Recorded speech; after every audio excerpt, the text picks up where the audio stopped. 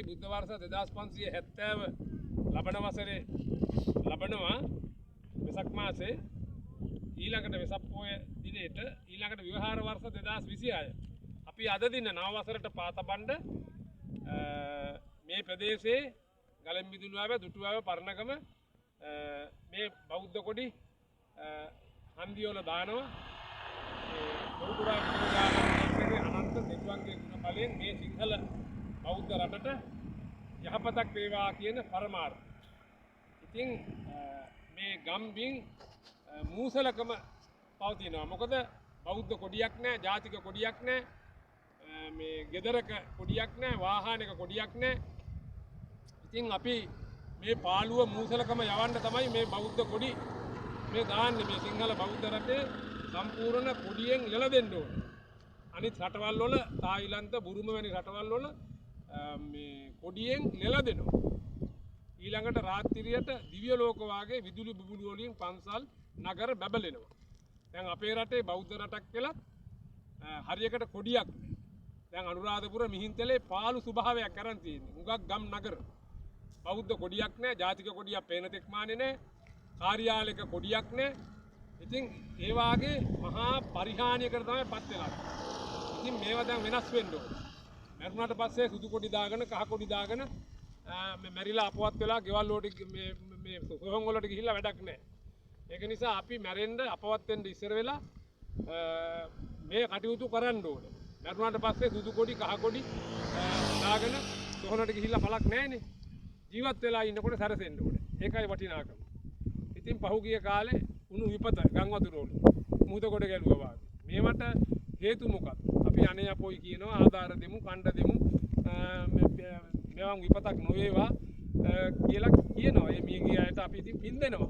මේවට හේතු බලන්න ඕනේ. හේතුව තමයි අංක 1 සුද්දාගේ කාලේ තේ වැව්වා. අන්න අඳු කරේ. ඒ කැලෑ කපලා. ඊළඟට අංක 2 තමයි ඔය වික්ටෝරියා රන්දෙනිගල මුරගහ කන්ද වැනි මේ කඳු හරස් කරලා වතුර ටැංකි බැන්දා. ජලාශය හැදුවා. මේවා පසු කාලීනව කාදනය වෙලා භූමිකම්පා එනවා. හෝදාපාලුවට ලක් වෙනවා. ඊළඟට පහුගිය ආණ්ඩු කාලේ මේ දේශපාලුවෝ හොරු රජ වුණානේ. එයාලගේ හෙන්චයියෝ දේශපාලුවෝ ටික ඒ මිතුරන්ට කැලෑ කපලා ගෙවල් හදලා දුන්නා. කඳු උඩ ගෙවල් හැදුවා, හෝටල් හැදුවා, ගංගාවල් වයින් ගෙවල් හැදුවා, පහත් බිම් ගොඩ කෙරුවා, කුඹුරු ගොඩ කෙරුවා. මෙන්න මේ වාගේ වැරදි නීති විරෝධී වැඩ කළා. ඒ ඔක්කොම එකතු වෙලා තමයි මේ විපත් ආවේ. එතකොට නිර්ගදිග මෝසම් ඊසාන දිග මෝසම් කියලා තියෙනවනේ. තෙත් කලාපයට අමුතුවෙන් වතුර හරස් කරන්න ඕනේ නැහැ, කඳු හරස් කරලා. ඒ ස්වාභාවිකව වැස්ස තියෙනවා. රජ රටට මේ පැත්තට වීලි කලාප. ඉතින් අපේ රජදරුවන් සිංහල ඒ කාලේ සිංහල බෞද්ධ මහජනතාව රටේ රජුරුව එදා හිටපු ඉංජිනේරුවෝ කල්පනා කළානේ කඳු උඩ මේ වතුර හරස් කරන්න හොඳ නැහැ කියලා. එතකොට මේ තනිතලා භූමියේ තමයි වැව් හැදුවේ. අවුරුද්දකට 3 මාසයයි වහින්නේ ඊසාන දිග මෝසම්. ඉතින් රජදරුවෝ කල්පනා කළා මේ වතුර ටික ප්‍රදාපවත්ත ගන්න වැව් හැදුවා. රජරට කියන්නේ වැව් බඳු රාජ්‍යය. හැම ගමකටම වැවක් තියෙනවා. ඒක නිසා එහෙනම් අපේ රජදරුවන්ට තිබ්බනේ ඔය කඳු කරේ බැමි හදලා හිටන් වතුර හරස් කරන්න. ඉතින් ඒවා මහා භයානක විපත්. ඒවා කලේ මේ දේශද්‍රෝහී, ජාතිද්‍රෝහී නායකයෝ එදා ඔය වික්ටෝරියා හදනකොට මම මහාන වෙලා අවුරුද්දයි.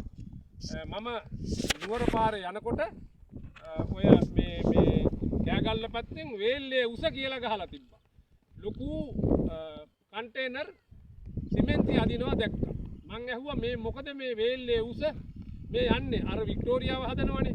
අන්න අපිට ඉතින් ඒ වගේ අනතුරු පස්සේ තමයි අවබෝධ වෙන්නේ. දැන් බලන්න මොනතරම් භයානක දෙයක්ද කියලා. ඔය වෙලාවක හරි ඕවා කැඩලා බෙදලා මුළු කන්දුරටම වෙනසෙනවා. ඊළඟට රන්දෙනිගල ඒක හදන්නත් එපා. ඊළඟට තව ගම්බින් යට කරලා මේ මොරගහ කන්ද මේ වගේ පළක් නැහැ. දැන් අපි රජයට කියන්නේ වහාම මේ විපත් බලන්න. දැන් මේ වතුර වැඩක් නැහැ කඳුරට. මහවැලි ව්‍යාපාරයත් අසාර්ථකයිද? ඔවා ඔක්කොම සල්ලි හම්බ කරන්න ඔය එක එක ව්‍යාපෘති ගෙනාව. මේ ඉතිහාසය මේ උරුමය වෙනස් කරන්න, නැති කරන්න.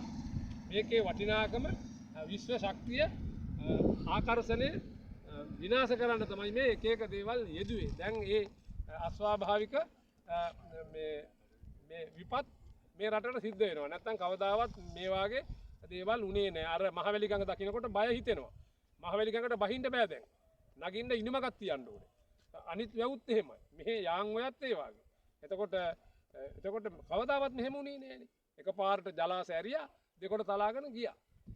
දබදිවවත් නෑ මේ වාගේ කාදනය වෙච්චි ගංගාවක් මේ මහවැලි ගඟ වාගේ. ඉතින් ඒක නිසා හේතු දනකයි අපි වර්තමාන රජයට කියනවා වහාම මේ ජලාශ වල වතුර හිස් කරලා මේ බැමි කඩලා බිඳලා දාලා අර තිබ්බු විදිහට ස්වාභාවිකව තියන්න නැත්නම් ඉදිරියට තවත් මහා විපතක් දැන් නවත්තන්න ඕනේ. ඔය කඳු හරස් කරලා එක එක මේ ජලාශ වතුර ටැංකි බැඳීම එක එක ව්‍යාපෘති මේවා කරන්න එපා. ගස් කොළන් වවලා ඒ තිබ්බු විදිහට වනාන්තරේ සකස් කරන්න. ඉතින් මේ ඔය ටිකයි කියන්න තියෙන්නේ.